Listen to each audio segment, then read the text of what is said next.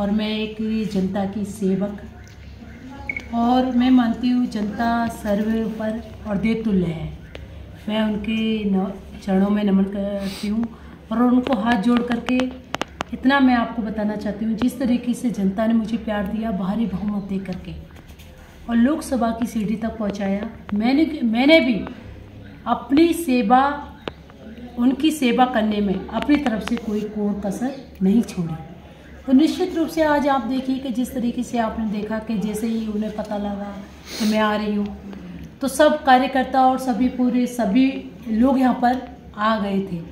तो मैं सिर्फ इतना ही कहना चाहूँगी कि मैं एक जनप्रतिनिधि होने के नाते और एक भारतीय जनता पार्टी की छोटी सी कार्यकर्ता होने के नाते निश्चित रूप से जनता की सेवा करने में कोई कसर नहीं छोड़ी।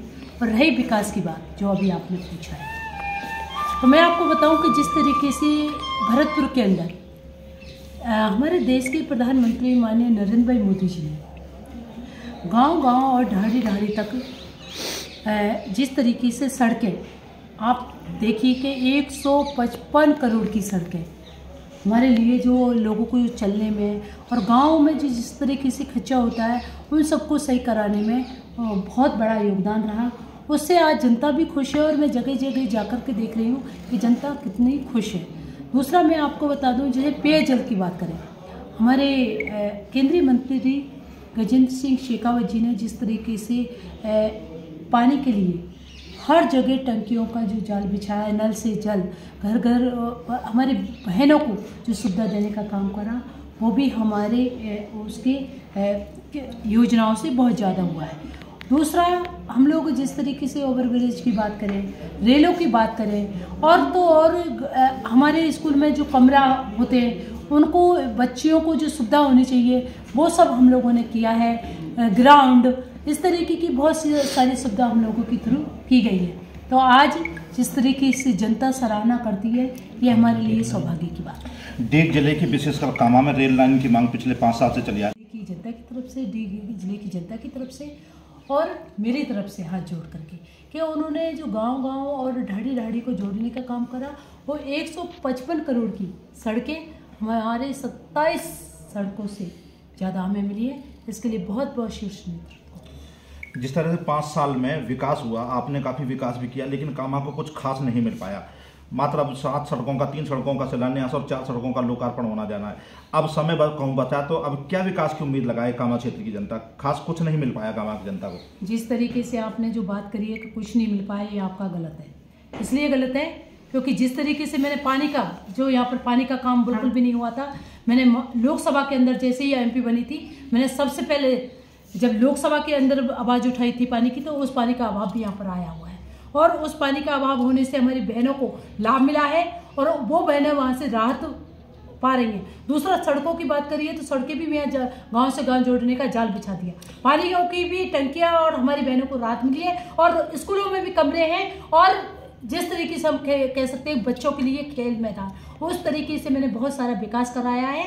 लेकिन आप जिस तरीके से बात कर रहे हो वो बिल्कुल गलत है, इसलिए क्योंकि जनता भी जानती है।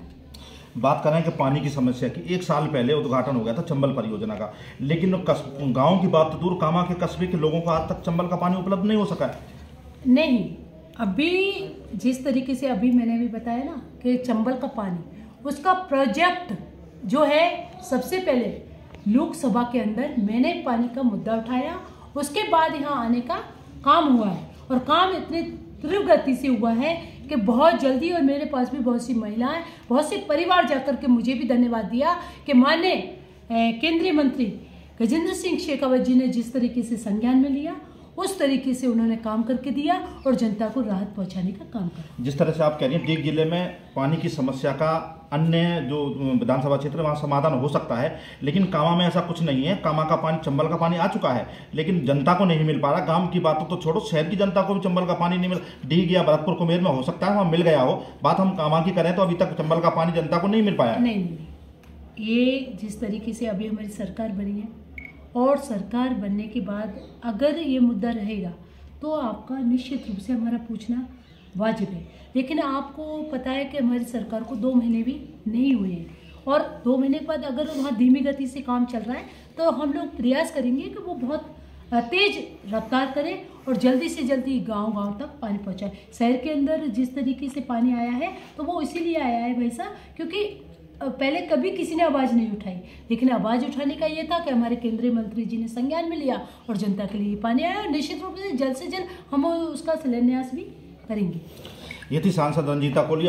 बड़ी बेबाकी से उन्होंने अपने सवालों के जवाब दिए, अपनी बात रखी, प्रधानमंत्री जो नरेंद्र मोदी की योजना है उनका भी बखान किया।